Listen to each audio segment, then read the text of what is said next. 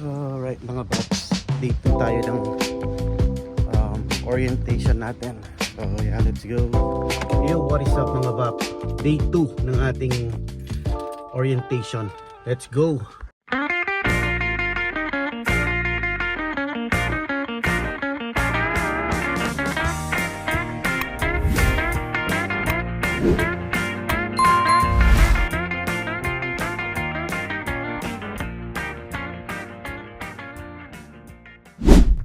So yun, 7:37 AM mga baps. Medyo maaga tayo ngayon.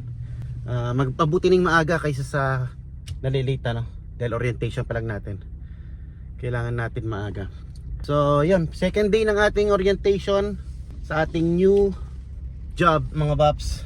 Sa CNA, sa Ortho MedSearch or MedSearch Ortho. Sa hospital na tayo ngayon. So kahapon yung first day natin. Nasa ano tayo, conference room, half day. Tapos dumating yung mga administrator, yung mga ano, nagpakilala, yung manager nagpakilala, tapos yun, mga pakilala rin yung mga ano, newly hire. And then nagkumpisa yung ano, welcome remarks. Yung mga tinur kami ng konti sa hospital, sa facility. Tapos pinakita sa amin kung saan unit kami ma-assign. And then binigay na rin yung schedule namin for after nitong orientation, which is 5 days ano, Monday through Friday. So nasa second day pa lang tayo.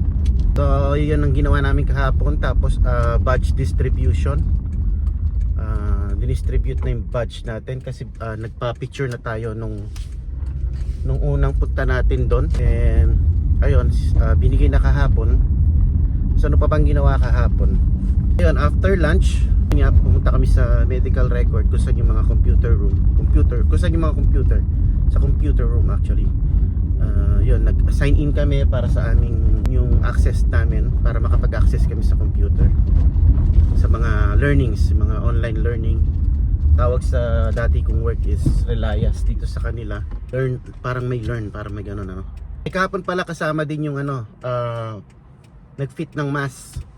Isa sa schedule na nakasulat doon is CNA bootcamp, may ganun pa no. Tapos tapos half day balik na naman kami doon sa computer room, doon nga sa medical record, para tapusin or gawin na naman yung mga naiwan namin kasi maraming mga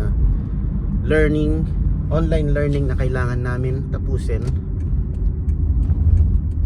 before dumating yung actual schedule namin sa floor. So by Friday kailangan matapos namin lahat yung mga learner, yun nga, yung online learning. So yun mga baps, yun lang ang ano natin ngayon. Yun ang natatandaan ko doon sa listahan no? Doon sa may papel, sa form na binigay sa atin. Pero update ko pa rin kayo mamaya mga baps. So second day, let's go. Yun, dito na tayo mga pap. 4 minutes away lang sa ating apartment, kaya goods na goods ano? Very convenient. So yun mga pap, lunch break natin. So time check 11:42. Medyo napaaga kami, dapat 12 o'clock pa yung lunch break namin no? So 12 to 1 ang break namin.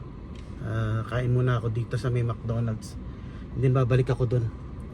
So hanggang 5 pa rin tayo ngayon, tapos pasok pa ako mamaya.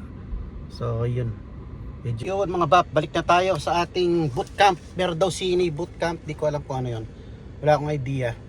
So yeah, let's go. Yun mga 5 o'clock na, 5 PM, let's go, uwi na tayo. May pasok pa ako mamaya, kailangan ko matulog. Yun mga bap, 5 o'clock na. Update, yan, tapos na yung ating second day of orientation. And malapit ko na rin matapos yung online learning natin. So hanggang Friday dapat yun pero meron na lang akong 10. So baka matapos ko na bukas yun. And yun, mamaya may pasok pa ako mamayang gabi, kaya uwi na ako para makatulog pa, may power mamaya no. So yun, let's go mga bap. Ay, 9:30 mga baps, at papasok pa tayo. Kailangan natin magdesisyon. Yun, what is up mga bap? Time check 7:30 ng gabi. May pasok pa tayo sa ating work, you know? So nakatulog yata ako isang oras kasi 6 o'clock na rin ako nakauwi kanina. Actually 5, kaya lang may pagbalik ko rito nag-igib pa ako ng tubig. So yeah, most probably nakatulog ako mga 6 or 7 ganun. Yeah, 7 na yata yun, nag-cellphone pa ako eh. Tapos ito, gumising tayo ng 9:15, nag-alarm ako. So pagod ang peg. Sana sumadsad tayo ng ano no, ng maitawid natin tong magdamag. And pag-uwi natin bukas ng 6 o'clock, pahinga lang ng konti, diretso tayo sa orientation na naman pang third day. Buti na lang puro computer na lang bukas. Tatapusin ko na lang yung learn share yung e-learning hanggang Friday yon. Pero feeling ko matatapos ko na bukas kasi ilang module na lang yun eh. So ito, pumapasok pa rin tayo mga bap. Hindi pa ako nag submit ng 2 weeks notice natin dito sa work ko na to. Kung maalala nyo yung mga dati natin na na nag-iingat na ako ngayon kasi last time nung na-hire tayo sa hospital na in-applyan ko, yung unang hospital na in-applyan ko, na-hire ako doon. Tapos sobrang excited ko, nag-resign ako doon sa care home na pinagtatrabahuan ko. I mean nagsabit ako ng 2 weeks notice kasi binigyan ako ng schedule doon sa hospital kung saan tayo natanggap before, no? Tapos dumating yung 2 weeks notice, natapos yung 2 weeks notice ko dun sa dati kong work. So wala na akong work ngayon. Yung schedule na binigay sa akin nung bagong hospital na in-applyan ko, dumating yung schedule pero hindi pa rin ako pinapapasok. So tawag ako ng tawag, follow up hanggang yun nga inabot ng 2 months. Kaya ang siste, wala tayong trabaho ng 2 months doon. Yun yung time na nag-overleap tayo, no? Tayo ng 2 months doon. Tapos kaya ako napadpad dito sa work ko na ito ngayon kasi yun nga, kapit sa kahit malayo, in-applyan ko dahil nga sa nangyari. So ayan, to make the story short, nag-iingat ako talaga ngayon na hanggat hindi tayo mag-duty dito sa bagong hospital na in-applyan natin, or dito sa bagong hospital kung saan tayo nag-orientation ngayon. So ang hanggat hindi ako nag-duty on the floor, hindi muna ako magre-resign or mag-quit dito sa current job natin. Para secure lang mga bab, para security. Ayun, kaya sinishare ko lang para sa mga bagong pag nag-apply kayong ganyan.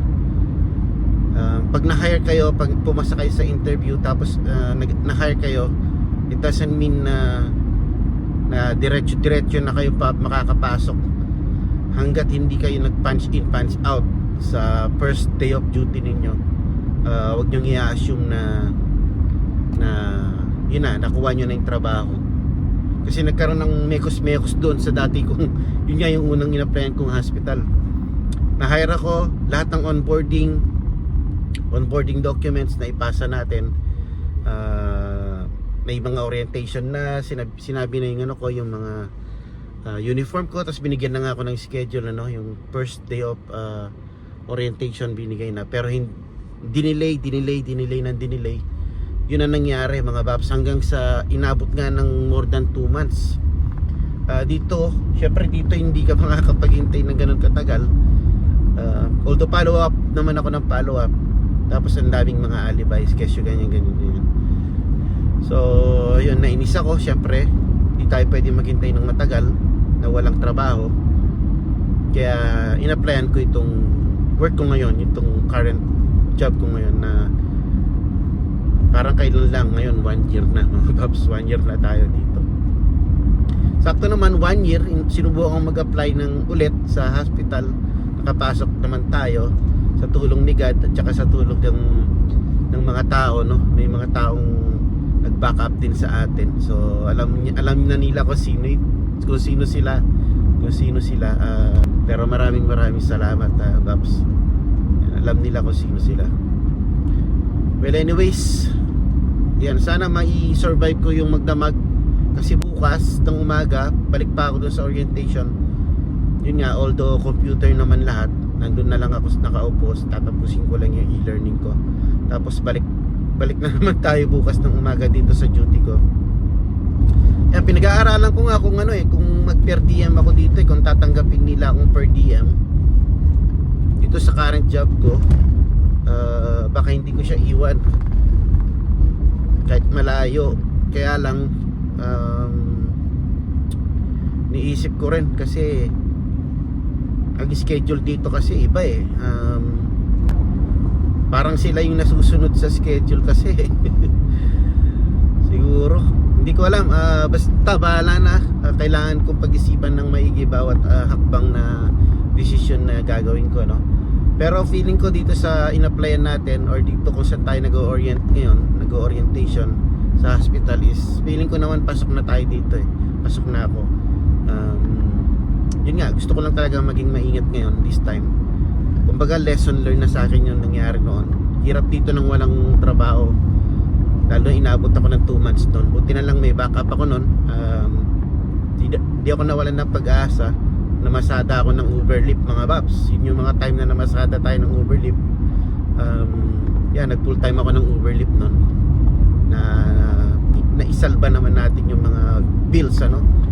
Well, anyways, na-share ko lang, mga Babs. Yun, ingat-ingat lang kapag wag masyadong excited kagaya nung nangyari sa akin noon. Siguro na overexcited lang ako nung sinabi na pasado na ako sa interview, tapos yun na nga, may orientation na, may onboarding documents na. Ako naman nag-submit agad ako ng 2 weeks notice dun sa current job ko. Kasi inisip ko rin, mga Babs, yung dahil yung previous job ko na care home, mababait yung mga tao ron, yung mga boss ko mababait, yung administrator ko ang bait. Tapos ayaw ko nung sudden na iiwan ko lang sila, ganun. Kaya ako nag-submit ng 2 weeks notice. Pero this time, hindi ko alam kung paano ko gagawin na yun nga, nag-start na tayo dito sa hospital. Tapos hindi ko alam kung paano ko ipagsasabay, na nandun pa ako ngayon, mayroon pa ako schedule doon kasi gawa na yung the whole month na schedule So ayun, hindi ko alam kung paano. Kaya pinag-iisipan ko maigi. So ayun, mga Babs, 9:40, focus muna ako sa pagdadrive. 10 o'clock ang pasok ko dito So medyo malayo to, 22 minutes. Sa susunod, napakalapit na lang ng biyahe natin. Pag nandun na tayo sa kabilang hospital, 8 minutes ang travel time natin doon. Kaya pagka bagay gabi, bagay 7 o'clock ang pasok ko doon, medyo marami pang sasakyan. So yeah, pero 8 minutes, not bad dito compare dito 22 minutes. So save gas tayo doon, save time, save araw na pagpasok kasi dahil 312 lang siya, 3 days lang tayo papasok doon in a week. So in 2 weeks, 6 days lang. So yun, maganda, mga Babs. And sana mag-enjoy tayo doon. Sana okay din yung mga katrabaho natin dito kasi okay yung mga katrabaho natin dito. So we'll see.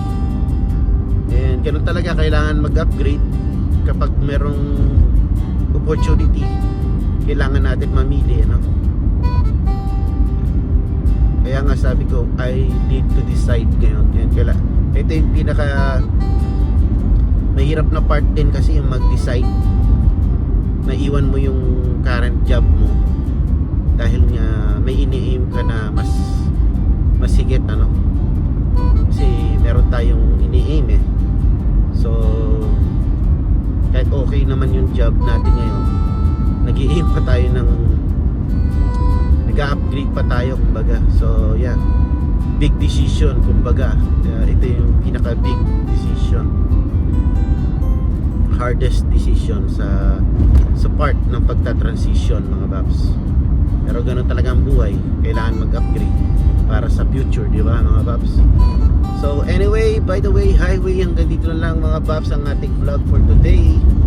And kita-kits tayo ulit kung makakapag-vlog ako bukas, or siguro pagtapos na lang yung pinaka very last end na lang ng ating orientation, kasi wala na akong bukas, kasi yun nga sinabi ko, puro computer na lang kami bukas hanggang sa Friday, hanggang sa matapos namin yung learn share. Pero feeling ko bukas pa lang matatapos na yung sa akin, kasi nga 10 modules na lang ako.